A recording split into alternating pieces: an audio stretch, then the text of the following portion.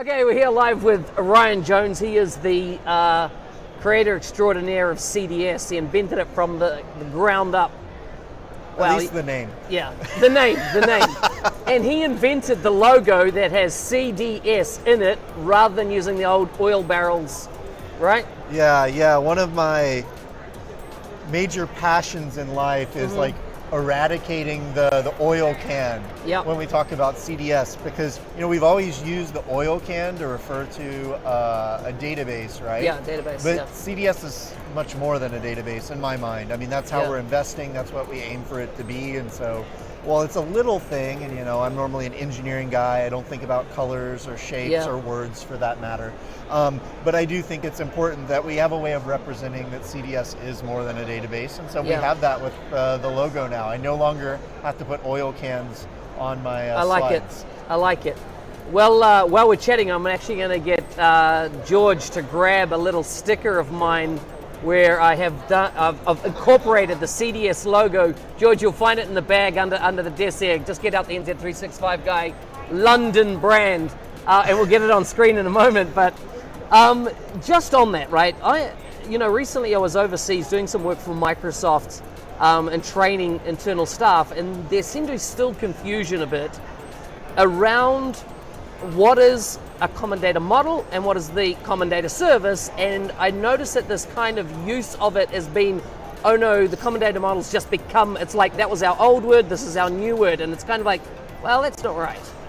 How do you explain it? So the way that I look at it, and we've been changing how we talk about common data model and common data service to make this a bit clearer. But when we think about business applications at Microsoft, Microsoft's been in this space for a long time. Yeah. We know what an account looks like, we know what a contact looks like, so on and so forth. And so what we've done is we've defined a language that allows us to describe the shape of those entities. Yes. And we use that language to describe the shape of the entities that we've used to operate our businesses for a long time. And then we've extended that to the ISV and partners ecosystem so that people that specialize in specific verticals can then decide what the shape of that data is for those vertical or industry specific applications. And so CDM is a way to document the shape of that schema, but that schema has to live somewhere. Schema on its own does not operate business applications, right? Exactly. And so what is in the CDS, if it's the out-of-box entities, it's following the common data model schema because it came from CDS, if that makes sense. It does. And so I think that's something that we're learning how to talk about more effectively, and hopefully we'll be able to address some of the confusion that's in market today. Yeah, makes sense. If I'm thinking about building a Power App, really I've got two primary data sources, which are a SharePoint list or CDS. Yes, I can use SQL and I can use other data stores and bring in there. What's your advice around where you see the right way to do it? Not necessarily, actually, it's probably not the term I'm looking for. The better way to do it. Got it. So I'm going to give you the consultant answer. It depends. I need to get that on a coffee mug. Like when I think, when am I going to build a Power App, build a flow, and connect it to external data? There's really two cases where I'm going to do that. Number one is where the data already exists and it's a simple app and I don't really care that much about how I store the data or whatever else. And just it already lives there, right? It's easy. I'm going to be able to and create a form or create an app over my data, right? That's scenario one where external data like SharePoint lists is really, really great. Scenario number two is there are cases where there are already existing systems of record where that data already has a home.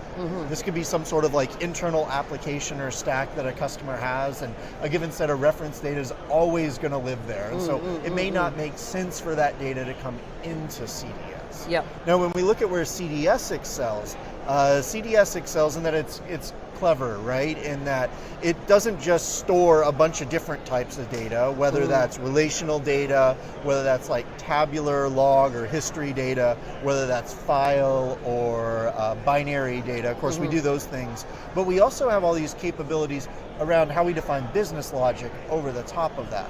Right? And that's all underneath a single API. And so these smarts are really important because one of the things we'll sometimes see people do is, hey, they have an app, they started building it over the top of SharePoint list because it was easy, but then they need to start implementing business logic.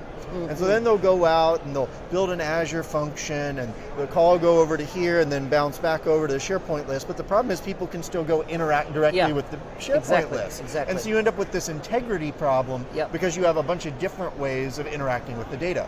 With CDS behind a single API endpoint, we're able to insert that business logic in line before you get to where the data stores. And that makes it, allow you to do very complex things, as well as build, kind of very, very reliable, consistent systems that really can be a part of your enterprise business applications portfolio. The second thing that we see about CDS is it scales. We have customers with terabytes upon terabytes upon terabytes of data. And that's something that's going to be very, very difficult to do if you bring your own random storage mechanism, right?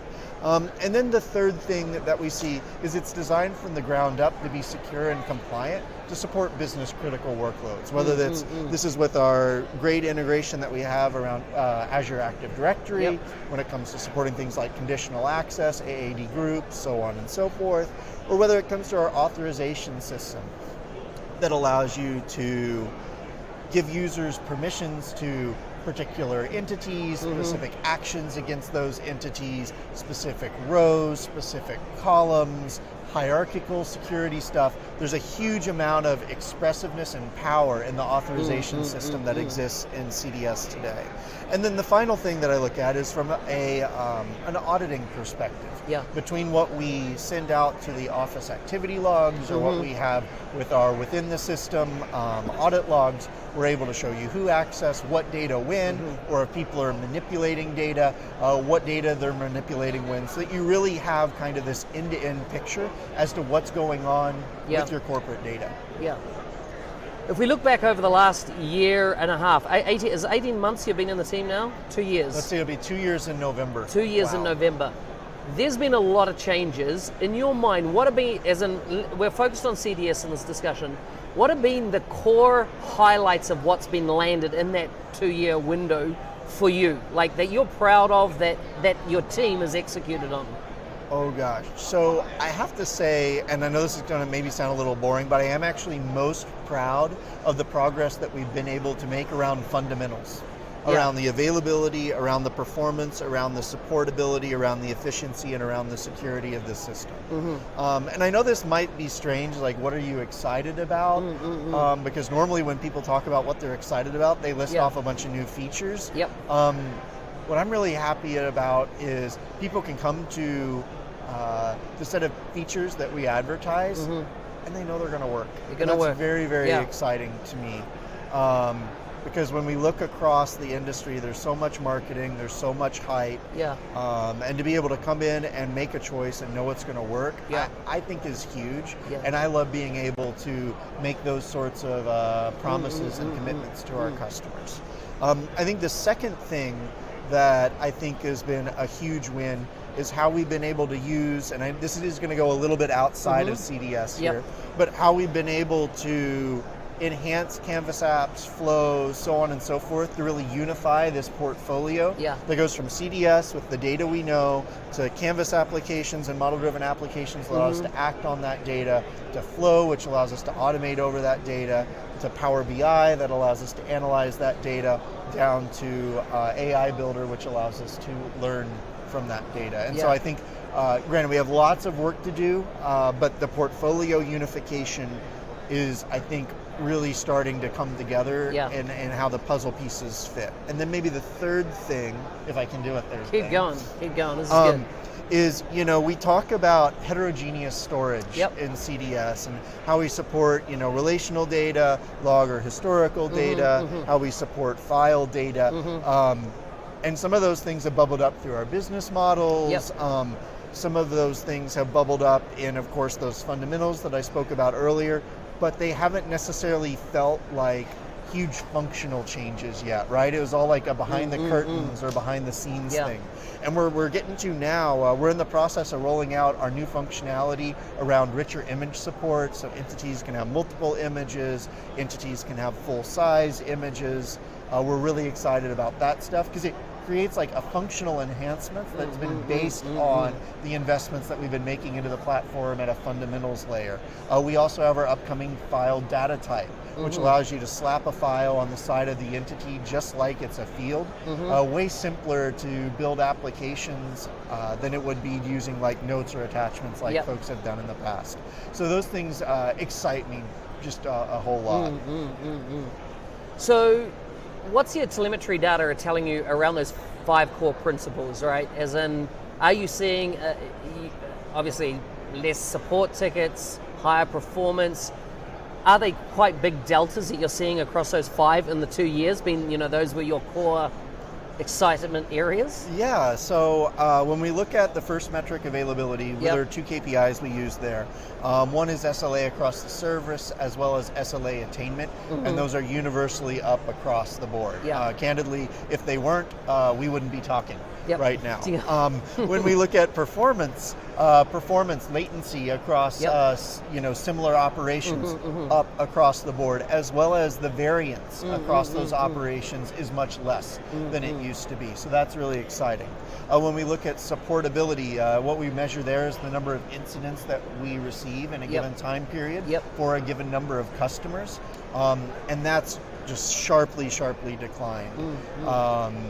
And so, seeing lots of very, very meaningful, measurable impact around those different areas. At Microsoft Business Applications Summit, in your session, you talked about CDS being a whole range of technologies, server infrastructure, various data storage types, and ultimately extending into all parts of Azure, and that there's the API endpoint, and then outside of that, of course, are the various apps, Flow, AI Builder, that type of thing.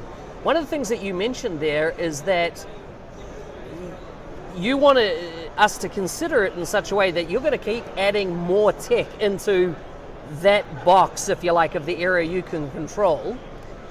What are your what are you thinking about in future, without revealing anything that you can't at the moment? But what are you thinking about in that side of things around CDS going forward? The stuff that we might not see, but it's going to create massive impact into the way we can store data. So I think that there's a few things that are very, very interesting to me right now. Number one is, as we see the different types of applications that people are trying to build, the type of data that they need to store is shifting and changing, as well as the way that we need to allow access to that data is changing. And a great example around this is the way that we're facilitating how AI Builder works and how AI Builder works with CDS. AI Builder and CDS are like 2 peas in a pod. They're very, very deeply integrated with one another. But for a bunch of the AI Builder scenarios, they needed to be able to read large volumes of data very, very quickly. And that's something that we wouldn't necessarily want to do against the SQL store, the Cosmos store, in some cases the file store as well. And so what we're starting to do is leverage technologies like Azure Data Lake, where we're able to kind of mirror our other data behind the scenes in one of these other stores to facilitate these like bulk ingestion scenarios like AI Builder requires and other things require. And so I think we are seeing this next generation of applications as we evolve from knowledge to analytics to learning or intelligence, or sometimes we say insights, then intelligence. I think there's a bunch of good stuff that's teaching us that we need to do in CDS. The impact of AI in what you're doing, is that really, as in, from a practical perspective, is there anything in CDS that you're going to consider having to evolve to really open up additional AI scenarios going forward? Yes. And that's a closed-ended question is never a good question to ask. Can we ask kind of visionary, kind of, in the future, 5 years, what are you thinking of a panacea that you're after? Well, so I think there's always this balance that we have to strike. between, what Power Platform in some ways is all about is democratizing technology that previously was inaccessible to many folks, right? And then there's also, while you're democratizing that, how do you still maintain the power, the robustness that's needed to build enterprise-grade applications? And I think us investing in how do we take high tech and make it accessible, but also keeping it sufficiently robust. I think that's going to be kind of area of continued investment and lots of hard and fun problems to solve in that space. There's a lot of ISVs out there that have built, successful businesses in Azure. And awesome, that's great. But I think there's potential benefits that CDS offers that they could extend, their solutions with. How would you encourage Azure-based ISVs to take a look at CDS and their thinking around their app development and the relationship between Azure and CDS? That's a great question. So there's so much great stuff going on in Azure. I mean, I myself came from Azure, so I'm biased. But with that in mind, I think when we look at a lot of the solutions that are being built in Azure, a lot of times they're built to fix a specific problem, and the way they do so is oftentimes in a somewhat siloed manner, if that makes sense. And so where I think there are interesting opportunities around the Power Platform all up, as well as CDS, is these were systems that were built to support many complementary applications that are built over the top of common data and business logic. And so I think there's something very, very interesting around how ISVs could leverage that so that their solutions could become less siloed, as well as become more adaptable or more customizable to meet the needs of their requirements. And so I think there's something very, very interesting there. In my mind, it's almost as if many ISVs almost end up becoming SIs when they try to deliver the full value needed by their customers. And so in my mind, the Power Platform and CDS can be used to stay more within the realm of the ISV space, so that you don't need to become a combination ISV SI to deliver customer value. Sounds good. Final question for you: as you've been talking, been here 3 days now. I think you came in Sunday around sometime to us. Is then what feedback are you getting from customers as you've chatted with various people? What's kind of resonating with you? I've noticed that a lot of times, which I'm very impressed with, when you're engaging with a customer, you'll often pull out your phone and take some notes around their very unique use cases. What are you hearing? So I think there's a few things that I've heard this week. The first one is there's been a lot going on around how we package Power Apps. Both with the application SKU, the user SKU, portals, and people have lots of questions about that. And so there's two things, right? One is a lot of times when I'm pulling out my phone and entering notes, I'm sending introductory emails so that we can get the right folks on the horn with that customer to answer their questions, right? But I think the other thing that tells me is, hey, there's opportunity for us to explain this better, and are there more opportunities to simplify? Now, of course, simplification sometimes means more change, and there's been a lot of change, so we want to be careful there. The second thing that I see is people are trying to understand, okay, I have Dynamics, okay, I have Power Platform, when should I be using which of those two things? And I think part of that stems from the fact that just for so long, we didn't have Power Platform as a thing. And maybe I should be more specific. We didn't have Power Apps, we didn't have Flow, we didn't have CDS as things that you could specifically transact upon. And so I think people are trying to figure out, okay, well, am I Dynamics? Am I Power Apps? And, I love both. I get paid because both are great businesses. And I want both to be exceptionally successful. I think we have to have a rock solid platform on top of which we run our first party applications, as well as run applications our customers build and our ISVs and SIs build. And we got to make sure that we have best in class first party applications. Sorry. I said it was my last question, but you've said something that's led into another one, which is how does let's say a consultant, so we'll talk about partners now making a decision around, do they take Dynamics sales, 365 sales, or Dynamics 365 customer service, and butcher, change, twist it into something that fits what they want? Or should they be seriously looking at starting at the platform layer, build out their data model, assess whether there's any Microsoft accelerators that can fit that model to move forward? What's your advice, or how would you recommend, not necessarily advice, how should they look at it? So I think of it a little bit in terms of a funnel, right? From the set of questions that you'd want to ask. The first question is, if we think about D365 for sales or D365 for customer service, not as apps, which can be a little bit ambiguous, but as things that aim to solve a problem around a particular business process and specific business interactions. There's a whole bunch of apps today that have been built on top of sales or customer service that have absolutely nothing to do with sales or customer 100%, service. I've seen hundreds. You know, it's like, it started as a duck, and so it walked and quacked, and by the time they're done, it's an elephant blowing, you know, trumpeting, is that what trumpeting, elephants do? Yeah, that works. And so I think like in those scenarios, it's very, very clear cut. Yeah. Right? I think the next question is, let's assume, yes, this does have to do with like a sales thing or a service thing. I think the next question is, well, look at the way that the first-party applications and business processes are built, and how well aligned or not aligned is the thing that you as a partner are trying to do. Because if what you're trying to do is reasonably similar, then there are a lot of benefits to being aligned with the first-party applications. You're a part of an ecosystem. There's a bunch of benefits there.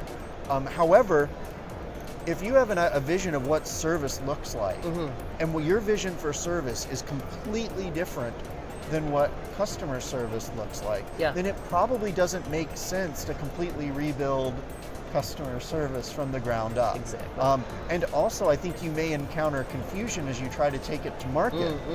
Because if you built a thing that is very similar to customer service, but not customer service, then people aren't going to understand very clearly, why would I purchase that solution versus something else in market. I think maybe this is something else, is a lot of times we talk about these things in terms of technology or in terms of licensing models or whatever else. But I think that there's something else in some cases much more fundamental around, you know, how do you describe in one sentence what your thing does? And if in one sentence you can't describe that in a way that's highly differentiated from the base platform offerings or first party offerings that Microsoft has, I think that that's a sentence that bears further refining. Exactly.